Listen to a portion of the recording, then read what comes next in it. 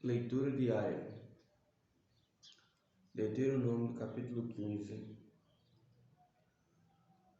No final de cada 7 anos, as dívidas deverão ser canceladas. Eis como devereis proceder: todo credor cancelará o empréstimo que fez ao seu próximo. Nenhum israelita exigirá pagamento de seu próximo nem de seu parente, porquanto terá sido proclamada remissão em honra a Yahvé. Poderás exigir pagamento do estrangeiro, mas deixarás quite o que havias emprestado a teu irmão. É verdade que em teu meio não haverá nenhum pobre, porque o Senhor vai abençoar-te na terra, que o Eterno teu Deus te está concedendo como herança, para que delas tome posse, com a condição de que obedeças de fato a palavra de Yahvé teu Deus, tendo cuidado de colocar em prática todos estes mandamentos que eu te ordeno. Quando o Senhor teu Deus te houver abençoado conforme prometeu, tu emprestarás a muitas nações, mas nada pedirás emprestado. Dominarás muitas nações, mas jamais será dominado. Quando houver um pobre em teu meio, que seja um só dos teus irmãos, nunca de tuas cidades, na terra que o Senhor teu Deus te está doando, não endurecerás teu coração, tampouco fecharás a mão para com este teu irmão pobre. Pelo contrário, abre-lhe generosamente a mão, emprestando o que te falta na medida da sua necessidade. Fica atento a ti mesmo para que não surja em teu íntimo um pensamento avarento e pagão. O 7º ano, o ano do cancelamento das dívidas, está se aproximando e não quero ajudar o meu irmão necessitado. Cuidado, ele poderá apelar ao Senhor contra a tua pessoa e serás culpado desse pecado.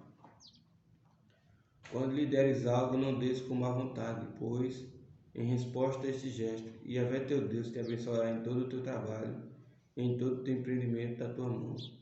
Nunca deixará de haver pobres na terra. É por este motivo que te ordeno: abre a mão em favor do teu irmão, tanto para o pobre como para o necessitado da tua terra.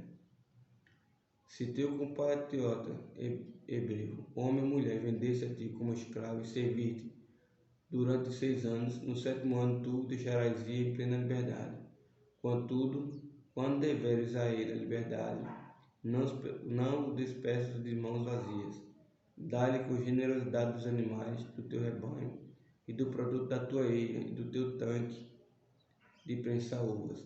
Dá-lhe conforme a bênção que Yahvé, o teu Deus, te tem concedido a ti mesmo. Recorda que foste escravo na terra do Egito e que o Senhor teu Deus te redimiu. É por isso que eu te dou hoje esta ordem. Entretanto, se teu escravo te solicita, não quer deixar-te, se ele te ama a ti e a tua casa, e está bem contigo, tomarás então uma sua vela, um furador, e lhe furarás a orelha contra a porta, e ele ficará sendo teu servo para o resto da vida. Faça o mesmo em relação ao teu escravo. Não te sintas prejudicado ao libertar o teu escravo, pois o serviço que ele prestou a ti nestes 6 anos custou a metade do serviço de um trabalhador contratado. Além disso, Yahvé teu Deus te abençoará copiosamente em tudo que realizares.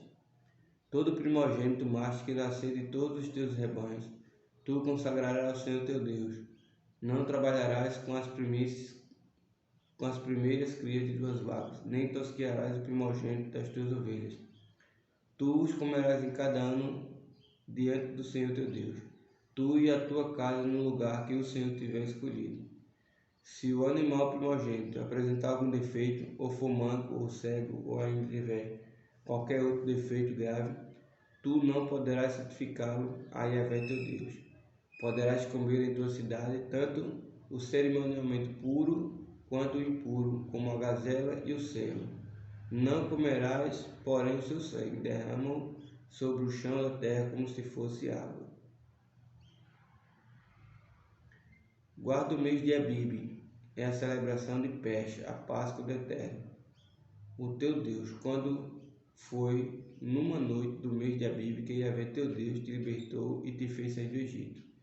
Sacrificarás como oferta de Páscoa ao Senhor teu Deus o animal dos teus rebanhos, de bois ou ovelhas, no local que Yahvé escolheu para a habitação do seu santo nome. Não comerás pão levedado, feito com fermento, mas durante os 7 dias de celebração comerás tua oferta com matizar, asmo, o pão sem levedo não fermentado, o pão que faz recordar a aflição, pois foi as peças que deixaste da terra do Egito, a fim de que em todos os dias da tua vida te lembres da época que abandonaste o Egito. Durante 7 dias não permitirás que seja encontrado fermento em todo o teu território, e da carne que livre sacrificado na tarde do primeiro dia, nada deverás sobrar para a manhã seguinte. Não poderás sacrificar a Páscoa em qualquer das cidades que Yahvé teu Deus te considerar, mas exclusivamente no lugar que o próprio Yahvé teu Deus tiver escolhido, para aí fazer residir o seu nome. Sacrificarás o cordeiro de peste da Páscoa à tarde, e ao pôr do sol o comerás no tempo determinado em que saíste do Egito. E o grelharás e o comerás no local específico que o Eterno, o teu Deus, determinar. Ao raiar do novo dia voltarás e irás para as suas tendas. Durante os 6 dias comerás pães asmos sem fermento, e no 7º dia haverá uma solene reunião geral em honra de Yahvé, o teu Deus. Nenhum trabalho duro realizarás. Contarás 7 semanas a partir do momento em que lançares a foice no homem, nas espigas. Começarás a contar 7 semanas. Celebrarás a festa de Shavuot das semanas, em honra de Yahvé teu Deus. A oferta espontânea que tua mão fizer deverá ser proporcional ao modo como o Senhor, o teu Deus, te houver abençoado. E te alegrarás na presença de Yahvé teu Deus, tu, teu filho e tua filha, teu servo e tua serva, o levita que vive em tua cidade, e o estrangeiro, o órfão e a viúva, que igualmente vivem no meio de ti, todos no lugar que o próprio Yahvé teu Deus houver designado, para ir fazer assentar o seu santo nome. Lembra-te que fostes escravo e peregrino no Egito, e cuida de obedecer fielmente todos estes decretos. Celebrarás também a festa de Sucote das tendas durante 7 dias, após ter recolhido o produto da tua ilha, separado os cereais da palha e de ter esmagado todas as uvas e olivas dos teus lagares. Alegra-te nesta grande festa com teus filhos e tuas filhas, os teus servos e servas, os levitas, os estrangeiros, os órfãos e as viúvas que vivem nas tuas cidades. Durante 7 dias festejarás em honra ao Senhor, o teu Deus, no local que Yahvé tiver indicado, pois o Eterno teu Deus vai te abençoar em todas as tuas colheitas e em todo o trabalho das tuas mãos, com o objetivo de te proporcionar plena felicidade na terra. 3 vezes por ano todos os homens de Israel deverão comparecer dia de Yahvé teu Deus, no lugar que ele houver escolhido, na festa dos pães sem fermento, na festa das semanas, na festa das tendas, e ninguém se apresente de mãos vazias diante de Yahvé. Cada um traga sua dádiva conforme as bênçãos recebidas do Senhor teu Deus. Estabelecereis juízes, policiais e escribas em cada uma das cidades que Yahvé teu Deus vai dar às tuas tribos. Eles julgarão o povo com justiça e equidade. Não perverterás o direito, não farás acepção de pessoas e nem aceitarás o suborno, pois a corrupção cega até os olhos dos sábios, juízes, e prejudica a causa dos justos. Busca única e exclusivamente o justo direito, a fim de que vivas e herdes plenamente a terra que o Senhor, o teu Deus, te concede. Assim, não erguerás estelas ou postes ao culto da deusa Azera, a Baal ou qualquer outro deus, além do altar que construirás em adoração a Yahvé, o teu Deus. E não levantarás nenhuma outra coluna sagrada, porquanto o Senhor, nosso Deus, detesta todos os ídolos pagãos.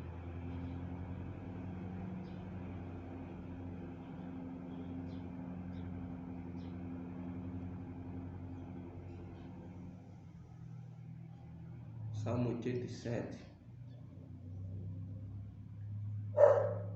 O Senhor firmou as bases da sua cidade sobre o Monte Santo. Ele ama os portais de Sião, mais do que todas as habitações de Jacó. Maravilhas são contadas a teu respeito, ó cidade de Deus. Entre os que me reconhecem inclui o Egito e a Babilônia, além da Filístia de Tiro e também da Etiópia, como se tivesse nascido em Sião. Na verdade, em Sião nasceram multidões que conhecem o Eterno, e ele pessoalmente o estabeleceu como mais nobre cidade. Assim o Senhor escreverá no registro dos povos: Este nasceu ali. Músicos e compositores sobre ele afirmarão: Todos os meus pensamentos e toda a minha inspiração provém de ti, ó Sião.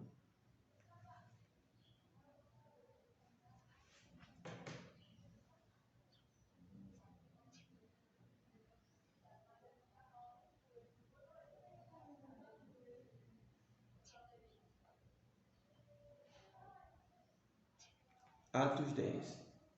Havia em Cesareia um homem chamado Cornélio, centurião do regimento militar, conhecido como Italiano. Esse homem era piedoso e temente a Deus. Assim como toda a sua família, ele era generoso em ajudas financeiras aos pobres e buscava continuamente a Deus em oração. Certo dia, por volta das 3 horas da tarde, ele recebeu uma visão de forma clara. Viu um anjo de Deus que, se aproximando dele, o chamou pelo nome: Cornélio. Estarrecido, com os olhos fitos ao anjo, indagou: Quem é, Senhor? Ao que o anjo lhe comunica: Tuas orações e esmolas aos necessitados subiram como oferta memorial à presença de Deus. Agora envia alguns homens a Jope e manda chamar Simão, também conhecido pelo segundo nome, Pedro. Ele está hospedado com Simão, o curtidor de couro, cuja casa fica à beira-mar. Assim que o anjo lhe falava, se retirou, chamou 2 de seus servos e um soldado piedoso, dentre todos que estavam ao seu serviço, e compartilhando com eles tudo quanto havia se passado, os enviou a Jope. No dia seguinte, por volta do meio-dia, Pedro subiu ao terraço da casa para orar. Enquanto isso, os homens vinham pelo caminho e já estavam próximos de Jope. Então, sentindo muita fome, desejou comer. Entretanto, enquanto a refeição estava sendo preparada, de repente sobreveio um estado de completo êxtase. Então viu o céu aberto e algo parecido com um grande lençol que vinha descendo em direção à terra, amarrado pelas 4 pontas, contendo toda espécie de quadrúpedes, bem como de animais que rastejam sobre a terra e aves do céu. E em seguida uma voz ordenou: Levanta-te, Pedro, sacrifique e come. Porém Pedro replicou: De maneira alguma, Senhor, porquanto jamais comi alguma coisa profana ou impura. Contudo a voz insistiu pela segunda vez: Não consideres impuro que Deus purificou. Este diálogo ocorreu por 3 vezes e logo em seguida o lençol foi elevado novamente para o céu.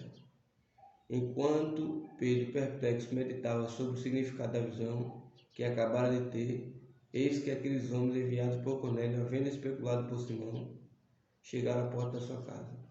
Então, chamando, indagaram se ali estava hospedado Simão, também chamado Pedro. Pedro ainda refletia sobre a visão, quando o Espírito lhe ordenou: Simão, eis que estão à porta 3 homens que te procuram. Prepara-te, portanto, desce e não tenhas receio de ir com eles, pois eu os envio a ti.